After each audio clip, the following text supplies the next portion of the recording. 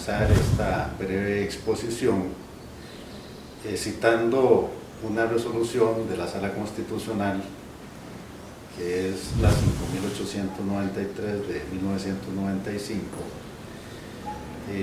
que textualmente dice: por tales razones se incluyen dentro del criterio de propiedad del referido numeral 45 en relación con el 50, ambos constitucionales, la propiedad forestal, la propiedad agraria, la propiedad ecológica, la propiedad ambiental, etc., todas con asidero constitucional en los citados artículos y con una específica regulación y naturaleza jurídicas. En consecuencia, el derecho de propiedad agraria, desde el punto de vista constitucional, puede ser visto como instituto jurídico o como institución del derecho agrario, o bien como derecho subjetivo. De lo que nos indica la Sala Constitucional, es evidente que no podemos hablar solo de la propiedad agraria como un instituto del derecho agrario, sino que se desprende que hay diversos tipos de propiedades agrarias. Esa distinción de las propiedades agrarias, para poder explicarlo mejor, hay que recurrir al origen constitucional del artículo 45 y al desarrollo posterior y progresivo que se da a través de la legislación especial agraria. En síntesis, se podría decir que antes de 1948, antes de incorporarse el tema de la función social dentro del artículo 45 constitucional, teníamos una concepción de un derecho de propiedad individual, prácticamente copiado de la Constitución francesa y del Código Civil francés. Una concepción liberal de la propiedad que básicamente se refería a las facultades del dominio que establece nuestro Código Civil. Cuando empiezan a promulgarse las primeras leyes agrarias en Costa Rica, antes inclusive de la Ley de Tierras y Colonización, como fueron la Ley de Terrenos Baldíos, por ejemplo, la Ley de Cabezas de Familia y otros ocupantes en precario, es cuando empiezan a vislumbrarse las primeras características de propiedades agrarias o de la propiedad agraria como una propiedad especial y de la posesión agraria, porque ya se comienza a hablar de poseedores en precario. Entonces, digamos que esos dos institutos van surgiendo casi de la mano en la legislación especial previa, que era complementaria al Código Civil. Y desde el punto de vista del derecho agrario esto es importante porque la norma jurídica que marca la división o la separación de la propiedad civil con respecto a la propiedad agraria es sin duda alguna la promulgación de la Ley de Tierras y Colonización de 1961. ¿Por qué? Bueno, desde el punto de vista del derecho agrario, la propiedad agraria se origina entonces con la incorporación constitucional de los derechos económicos, sociales y culturales. Y esa incorporación de esos derechos hace que la propiedad de los bienes que tienen vocación productiva, como es la tierra, deba necesariamente cumplir una función económica y social. Entonces, en el artículo 1 y 4 de la Ley de Tierras y Colonización encontramos el deber del Estado de proteger la propiedad, ¿verdad?, y de obligar a los titulares para que cumplan esa función económica y social. Ahora bien, a partir de ese momento, el derecho de propiedad, aquel derecho de propiedad que era, digamos, de disposición dominical, libre, absoluto, sagrado, se convierte más bien en un derecho de deber, ¿verdad? Por su parte, el deber del Estado de dotar de tierras a las personas que carecían de ellas o que las poseían en forma insuficiente, y por otro lado, el deber del propietario de un terreno dedicado o con vocación agraria de cumplir la función social. ¿Qué significa eso? Ejercer las actividades de producción agraria, ¿verdad? Esa vocación natural que tiene la tierra como bien productivo para satisfacer ya sean necesidades básicas o para producir bienes, vegetales o animales, y llevarlos al mercado. Entonces ahí se va vislumbrando, digamos, los primeros tipos de propiedad y de posesión agraria. Hay dos elementos característicos de los derechos reales agrarios que hay que desarrollar. Uno es la función utilidad social, ¿verdad? La función o utilidad social está vinculado a la naturaleza del bien sobre el cual recae el derecho de propiedad. Así, si tenemos en la Ley de Tierras y Colonización el deber del Estado a través del Instituto, primero de Tierras y Colonización, luego de Desarrollo Agrario, luego el Instituto de Desarrollo Rural, de entregar tierras, esas tierras tienen que ser de vocación productiva, en principio, ¿verdad? Porque esa es la función de la propiedad con vocación productiva, ponerla a producir, ¿verdad?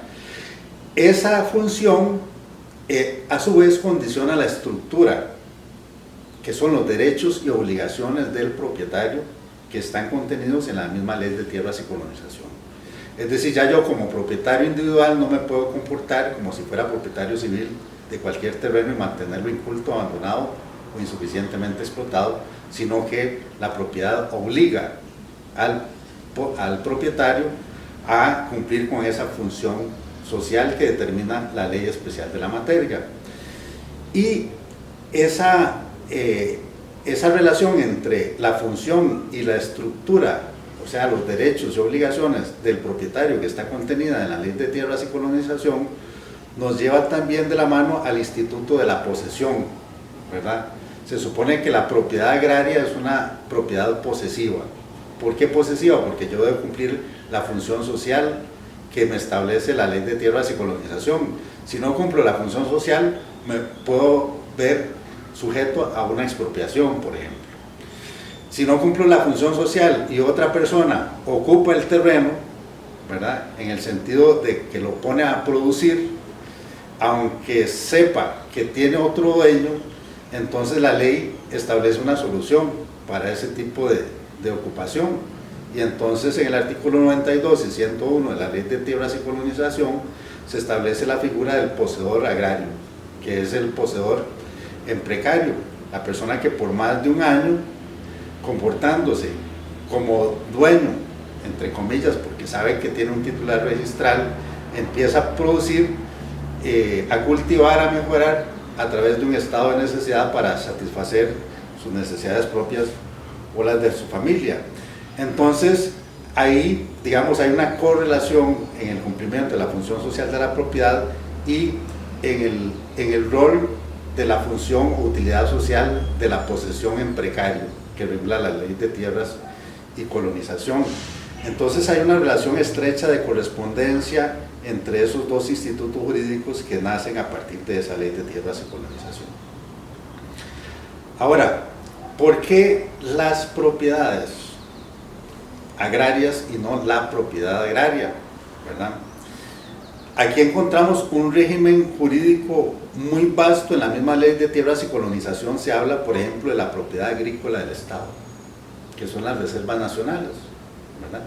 Y las reservas nacionales, en principio, si bien es cierto la Ley de Tierras y Colonización establece que son propiedad agrícola del Estado, también a través de la Ley de Informaciones Posesorias, se permite acceder a un título de propiedad a las personas que ocupen un terreno por más de 10 años con los requisitos que establece la Ley de Tierras y Colonización.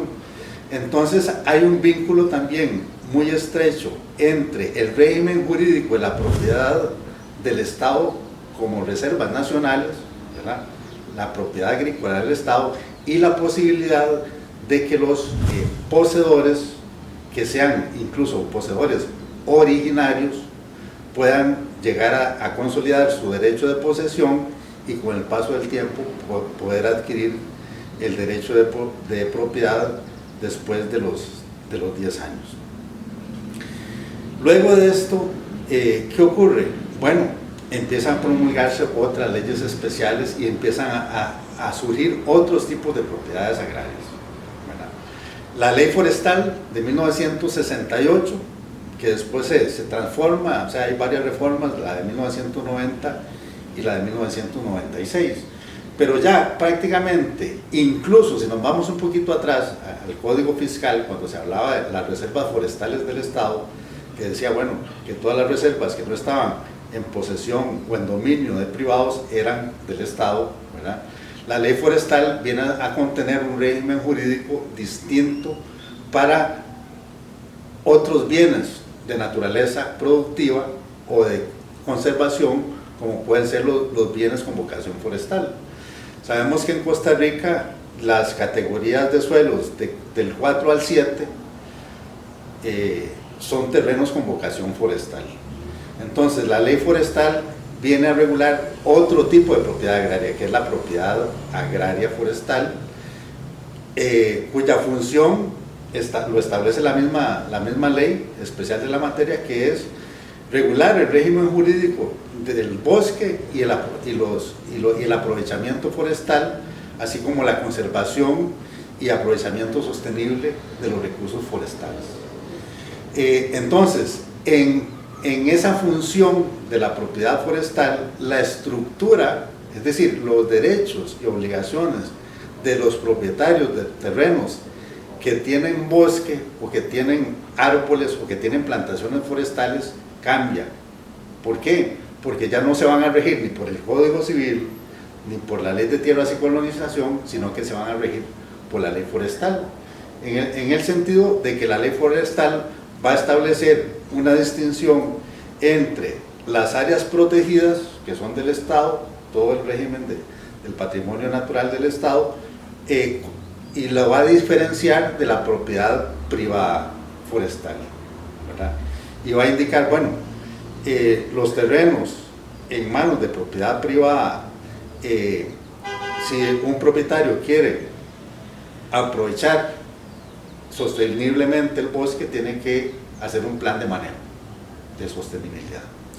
Si un propietario que tiene un terreno, digamos que tiene vocación forestal, pero durante muchos años ha sido deforestado, bueno, tiene la posibilidad de someterlo a un plan de regeneración forestal a través del pago de servicios ambientales, o puede cultivar árboles que sean, digamos, aptos para la zona determinada y hacer una plantación forestal. Entonces ahí tenemos también otros tipos de propiedad agraria forestal, ¿verdad? Porque puede ser una propiedad forestal donde el titular del terreno sea quien produce, quien cultiva la madera para su aprovechamiento, o bien puede ser un propietario forestal de un terreno cubierto de bosque, que ese bosque puede ser secundario o primario, y el propietario quiera dedicarlo a conservación. Entonces, los actos y los derechos y deberes del propietario de un terreno cubierto de bosque de esa naturaleza son distintos al propietario que cultiva la madera. ¿Por qué? Porque quien cultiva la madera tiene la posibilidad de someterse a través de una regencia forestal y aprovechar la madera. Pero quien tiene un terreno cubierto de bosque, primero no puede cambiar el uso del suelo, ¿verdad? Y sí puede hacer planes de aprovechamiento forestal con base a lo dispuesto en la legislación especial de la materia. Y así podemos ir avanzando en otros regímenes de propiedad agraria, como es la propiedad colectiva, la propiedad indígena, ¿verdad? Sabemos que la ley indígena de 1971 establece otro régimen distinto de propiedad agraria, que es la propiedad agraria en donde se protege todas las reservas que han sido delimitadas por el Estado a través de que la misma ley establece, antes la ley de tierras y colonización, bueno, todavía mantiene algunas normas sobre las reservas indígenas, se consolidan en la ley indígena, y entonces esta ley indígena viene a establecer que el régimen de la propiedad agraria indígena es una propiedad colectiva, ¿verdad? Y desde ese punto de vista, la ley encuentra su respaldo no solo en esta norma constitucional del artículo 45, que no se refiere solo a la propiedad individual, ¿verdad? Se refiere a diferentes tipos de propiedades, sino también encuentra su respaldo en los convenios internacionales, ¿verdad? Particularmente en el convenio 169, anteriormente el 105 de la OIT, que establecen la necesidad de que el Estado garantice a las comunidades indígenas la ocupación en comunidad de sus propios territorios, que se consideran en toda América Latina como territorios originarios, ¿verdad? En algunos países se llaman comunidades originarias campesinas, por ejemplo, y se supone que son territorios originarios porque esos territorios eran ocupados originalmente antes de la colonia por estas comunidades indígenas, y que con la ocupación pues fueron siendo, digamos, restringidos esos territorios. Entonces, el régimen jurídico de la propiedad indígena como propiedad colectiva, o sea, la función, ¿verdad?, está relacionada con la naturaleza, o sea, la propiedad indígena. La naturaleza de la propiedad indígena tiene que ver con ese vínculo entre las personas indígenas, la comunidad y la naturaleza, porque ellos se sienten parte de ese entorno natural, desde el punto de vista de los derechos medioambientales y de la madre tierra. Entonces tienen una cosmovisión distinta al tema del derecho de propiedad individual, en el sentido de que es la propia comunidad la que, a través de sus órganos consuetudinarios o los órganos de administración de la colectividad, pueden dotar, conforme a las necesidades, a las familias de ciertos terrenos, ya sea para cultivos agrícolas, ya sea para extracción de productos naturales, o ya sea para la crianza de animales que se utilicen para mantener sus usos y costumbres y para mantener su estatus en cuanto a nivel de vida y a esa convivencia armónica que deben garantizarse con este régimen de la propiedad colectiva. Entonces ahí también los derechos y obligaciones cambian, o sea, porque el Estado, por un lado, la ley dice, el Estado tiene la obligación de garantizarle a estas comunidades indígenas la titularidad sobre esos bienes, ¿verdad? Y entonces ahí viene todo el tema de la inscripción. Hay principios que han emanado de la Sala Constitucional y sobre todo principios de convencionalidad de la Corte Interamericana, que establecen, por ejemplo, que la propiedad indígena es una propiedad que no requiere inmatriculación, o sea, es una propiedad por ser justamente originaria, pero sí es necesario que tengan un título para garantizar el ejercicio de ese derecho dentro de todo el contexto. Bueno, en términos generales, podríamos hablar incluso de otro tipo de propiedades agrarias. Algunos han hablado de la propiedad ecológica o de la propiedad ambiental. Sin embargo, hay que decir que el derecho ambiental es un derecho transversal, que afecta a todas las disciplinas. Y desde ese punto de vista, a los tipos de propiedades agrarias que uno pueda encontrar en diferentes leyes especiales, hay que, digamos, matizarlas con el tema de la función económica, social y ambiental de la propiedad. Y eso lo teníamos antes. en la Constitución material, con la interpretación de la Sala Constitucional de 1992 y 1993, que había reconocido esa función ambiental de la propiedad, expresamente cuando se incorpora al artículo 50, el párrafo adicional del derecho humano a un ambiente sano y ecológicamente equilibrado, y el tema de la responsabilidad ambiental, y a nivel de ley especial, en la Ley de Biodiversidad de 1998, que establece expresamente en el artículo 8, si mal no recuerdo, que es parte de la función económica y social, la función ambiental. Entonces ahí encontramos también cómo las leyes especiales vienen a modular, a moldear esa originaria estructura de la propiedad agraria que estaba en la Ley de Tierras y Colonización, para venir a establecer nuevas funciones, como puede ser esa función ambiental que impone la sostenibilidad en el aprovechamiento del recurso, y por lo tanto modula los derechos y obligaciones del propietario de acuerdo a esta función. O sea, ya debo producir sin dañar el suelo, debo producir sin dañar el recurso hídrico, debo producir manteniendo un equilibrio con respecto a los recursos naturales, y si no lo hago así, entonces puedo incurrir en un abuso del derecho como propietario, y por lo tanto puedo haberse sometido los titulares a temas de responsabilidad objetiva por daños al medio ambiente, o incluso podría ser sujeto un propietario a ser demandado a través de acciones reales. Bueno, eso desde el punto de vista de la propiedad agraria. En cuanto al tema de la posesión agraria, podemos hacer reflexiones similares, solo que el tema de la posesión hay que verla en su doble perspectiva, en su dimensión de la posesión como hecho y de la posesión como derecho. Definitivamente la posesión agraria como un hecho jurídico es trascendente como hecho, o sea, como ejercicio en esa relación directa que hay entre el poseedor y el bien, ¿verdad?, que es un bien productivo, ¿verdad?, tienen que haber varias características. Primero, el tema subjetivo, o sea, el ánimo de poseer puede ser solo, digamos, una detentación, ¿verdad?, o puede ser algo más, que es el llamado animus domini, o sea, el ánimo de convertirme en dueño.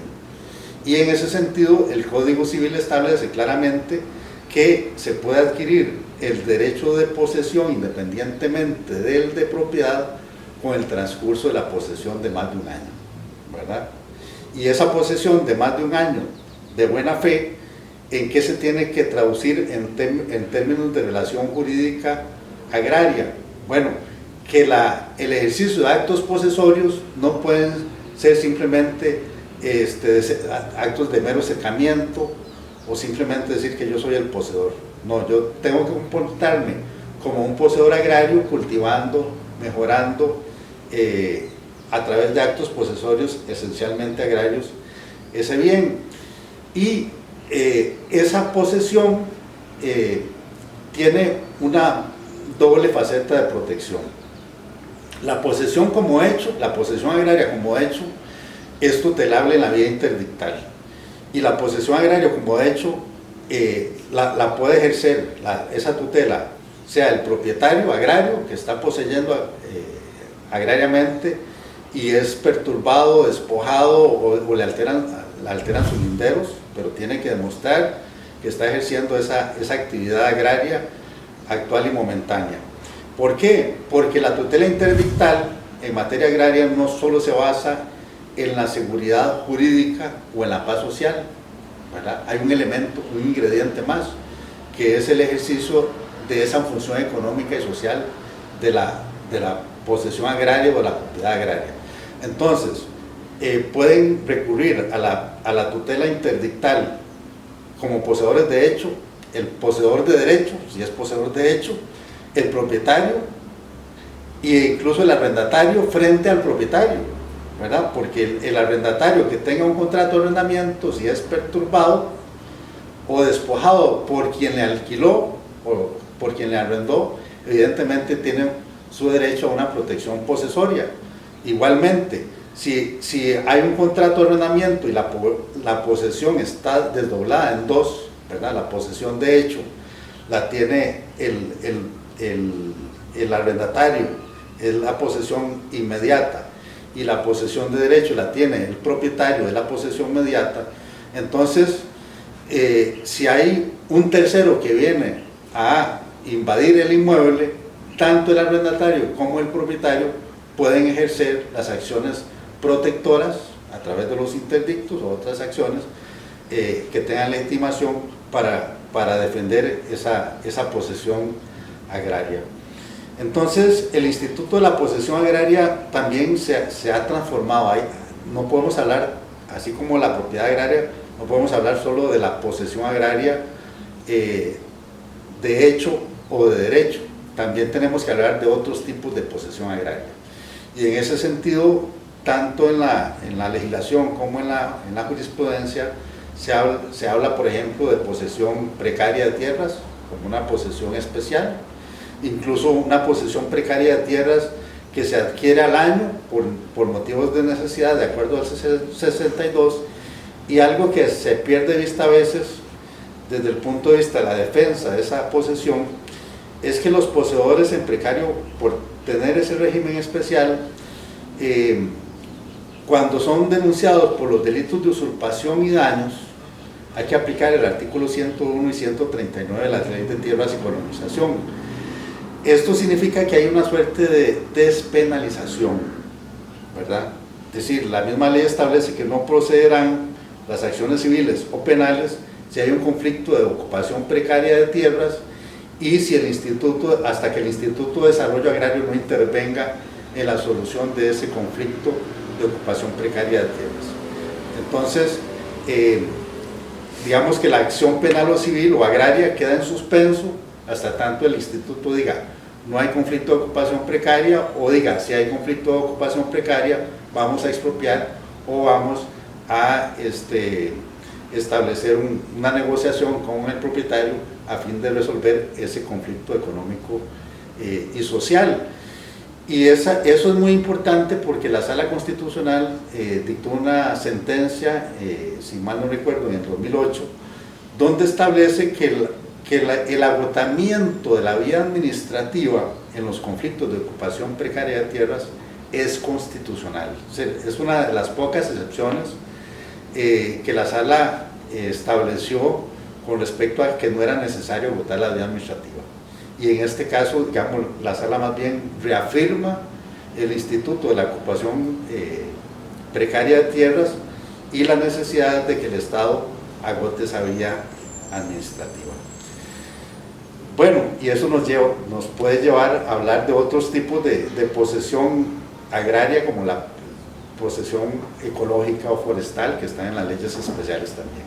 Entonces, la posesión agraria, al igual que la propiedad agraria, tiene diferentes regímenes de posesorios agrarios. Así encontramos una posesión entonces especial agraria en el artículo 92 y 101 de la Ley de Tierras y Colonización, que tiene estas particularidades y que puede llevar con el transcurso del tiempo a los poseedores en precarios a adquirir el derecho real de propiedad si cumplen más de 10 años. En ese sentido, pues la jurisprudencia de tanto del Tribunal Agrario como de la Sala Primera de Casación es muy vasta, que indica que en estos casos los requisitos de la buena fe y del justo título se sustituyen por el estado de necesidad y por el cumplimiento de la función social de la propiedad. Igualmente podríamos hablar de una posesión ecológica o forestal cuando el bien sobre el cual recae el ejercicio de esa posesión es un bien de naturaleza forestal o de conservación del bosque y de la biodiversidad. Hay precedentes del Tribunal Agrario desde los años 90 en el sentido de que, por ejemplo, si un poseedor que tiene, digamos, un derecho de posesión de más de un año o tiene un título para poseer, puede ser una compraventa, una cesión, una permuta u otro, puede eventualmente ser beneficiario de contratos agroambientales o contratos de pago por servicios ambientales. Por ejemplo, si una fundación como Fundecor le otorga a poseedores de esa naturaleza contratos y les da un pago X mensual o anual para que conserven una porción de su terreno para hacer un corredor ecológico biológico, eso es un tipo de posesión ecológica o posesión forestal que tiene ciertas esas características de conservación, de mantenimiento de la biodiversidad, o que pueda servir para otros fines vinculados con la creación de corredores biológicos. Así como se habla en otros institutos del derecho agrario, como el de las servidumbres agrarias, donde se ha acercado también el Instituto de las Servidumbres Ecológicas. Pero bueno, esto es para poder explicar que así como conocemos también un régimen de posesión agraria o forestal o ecológica, también podemos hablar de posesión agraria en las comunidades indígenas, ¿verdad? Que de hecho hay conflictos a veces entre los propios territorios indígenas donde participan dos poseedores de la propia comunidad y donde discuten, digamos, su derecho de posesión. Y ahí uno se encuentra que hay un régimen especial también, porque algunos dicen, bueno, yo adquirí mi posesión de la línea matriarcal o patriarcal de acuerdo a los usos y costumbres.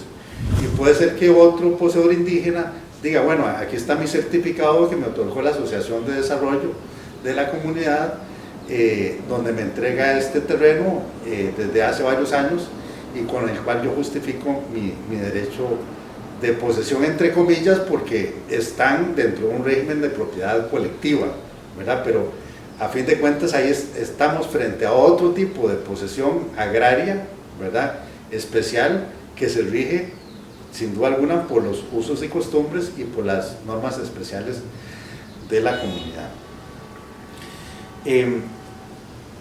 Todo esto, digamos, todo este tema del régimen jurídico de la propiedad agraria, de la posesión agraria, nos enfrenta entonces al análisis de las acciones reales y de las perspectivas de tutela del derecho de propiedad agraria o de los derechos o los tipos de propiedades agrarias y de otros derechos reales. Y desde esa perspectiva, pues el abanico de las acciones protectoras es bastante amplio. Yo únicamente quisiera hacer una breve exposición de las acciones protectoras más recurrentes, sea en sede administrativa que en sede jurisdiccional. Sin duda alguna, una de las primeras acciones de protección al derecho de propiedad o al derecho de posesión es la acción administrativa de desalojo que se tramita ante el Ministerio de Seguridad Pública. Hay reglamentos que están, digamos, actualizándose. Si mal no recuerdo, el último reglamento es del año 2015 por ahí, no sé si hay uno más reciente, pero esos reglamentos lo que establecen es básicamente un procedimiento a nivel administrativo en donde el propietario o el poseedor con un título legítimo de posesión y un plano catastrado pueden acudir al Ministerio de Seguridad para solicitar un desalojo cuando ha habido una ocupación, digamos, reciente, ¿verdad? Una ocupación reciente. Algunos han dudado de la constitucionalidad de estos procedimientos de desalojo administrativo. Recuerdo, por ejemplo, a don Julio Jurado o a don Carlos Bolaños, porque consideran que este tipo de procedimientos administrativos pueden prestarse para abusos por parte de propietarios o poseedores que tal vez han tenido abandonada su propiedad por más de un año, ¿verdad? O por muchos años, y es muy fácil recurrir a este mecanismo de decir, bueno, me invadieron hace 2 o 3 años, cuando en realidad, hace 2 o 3 meses, cuando en realidad la ocupación viene de más de un año, ¿verdad?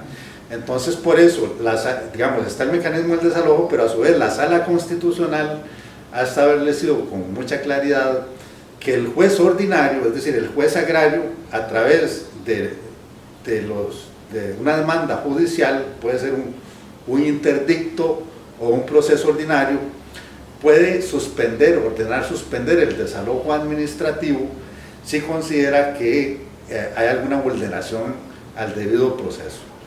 Entonces, lo cierto es que es un mecanismo que está ahí contemplado en la legislación. En cuanto a acciones protectoras de la propiedad agraria propiamente dicha, bueno, igual si el propietario agrario es un poseedor actual y momentáneo, puede recurrir al interdicto en el plazo de los 3 meses, puede recurrir a la acción reivindicatoria cuando ha habido un despojo ilegítimo por parte de un tercero, digamos que ha ingresado a su propiedad y le ha despojado parcialmente o totalmente de su terreno, o puede inclusive plantear, si es solo un acto de perturbación, puede plantear una acción declarativa, ¿verdad? Declarativa de dominio o de certeza, para de esa forma, digamos, que se declare frente a terceros y frente especialmente a los demandados que la persona es titular o propietaria agraria de ese inmueble. La acción negatoria tiene su origen en el derecho romano y estaba orientada fundamentalmente a los casos donde un tercero, digamos, distinto del propietario titular de un inmueble, ese tercero se arroga para sí un derecho que no tiene. Un derecho, la acción negatoria se orientó fundamentalmente a los derechos reales llamados limitados, por ejemplo el derecho de servidumbre o el derecho de usufructo. Entonces, la acción negatoria ¿en qué se basa? En que se presume que la propiedad está libre de gravámenes. Entonces, si un tercero dice, bueno, no, yo tengo un derecho de usufructo sobre este inmueble, resulta ser que los derechos de usufructo generalmente se constituyen mediante escritura, incluso si se logra inscribir en el registro público, aparece como un 002 o 003. Entonces el propietario, o puede ser que un tercero diga, bueno, yo tengo un derecho de paso por aquí, yo tengo un derecho de servidumbre de paso. Entonces el propietario, frente a esas manifestaciones, ¿verdad?, puede solicitar 2 pretensiones: la acción declarativa y la acción negatoria. Se declare que yo soy el titular, que mi propiedad agraria está libre de otros derechos y por lo tanto le niego el derecho que usted invoca para sí. O sea, le niego que usted tenga derecho de servidumbre, le niego que usted tenga derecho de uso, le niego que usted tenga derecho de usufructo, ¿verdad? Entonces la acción negatoria es muy parecida a lo que en los interdictos es el interdicto de amparo de posesión, ¿verdad? Porque el interdicto de amparo de posesión es cuando una persona manifiesta la intención de despojo.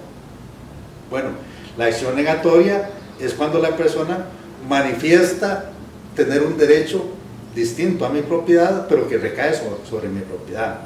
Entonces, por eso es una acción negatoria que tiene como propósito negar ese derecho y eventualmente una indemnización por daños y perjuicios que me hayan causado por haberse invocado ese derecho real que no se tiene. Igualmente, para el derecho de posesión hay varias acciones. Está la acción declarativa de posesión, ¿verdad? Cuando yo tengo más de un año o tengo un título hábil para poseer, entonces yo puedo reclamar la declaración frente a un tercero que también dice tener derecho de posesión. Yo puedo pedir esa declaración de certeza y decir, bueno, yo tengo el derecho de posesión, aunque solo me esté perturbando, ¿verdad? Pero ya si me despoja, entonces yo puedo pedir la acción publiciana, que es la acción de restitución. Es decir, yo como derecho de una posesión agraria, puedo pedir la restitución si se me ha despojado de manera ilegítima a través de esa acción policial y reclamar los daños y perjuicios. Ahora bien, en esta complejidad de acciones hay que comprender que hay muchas veces reciprocidad en cuanto a demandas y contrademandas, y entonces hay que comprender muy bien el caso para ver por dónde responder, ¿verdad? En el caso de la defensa pública, creo que tienen que visualizar, bueno, frente a una acción reivindicatoria, ¿verdad? Si yo demando a un poseedor en precario que tenga más de un año y no tiene los 10 años, es imposible pedir la usucapión, porque no se ha cumplido la condición decenal, ¿verdad? Pero sí se puede pedir que se suspenda el proceso y se lleve el conflicto a agotar la vía administrativa ante el Instituto de Desarrollo Agrario, porque eso lo establece la ley y lo establece la Sala Constitucional. Puedo contestar diciendo, bueno, en caso de que proceda la acción reivindicatoria, reclamo a través de una contrademanda los daños y perjuicios, las mejoras, ¿verdad? Y esas mejoras pueden ser útiles, económicas o sociales. ¿Qué es lo que pasa? Que a veces cuando se contesta no se contrademanda, ¿verdad? Por ejemplo, ¿qué pasa si un poseedor que está solo ejerciendo el derecho de posesión y tiene mejoras se ve perturbado por un propietario? No despojado, perturbado por un propietario.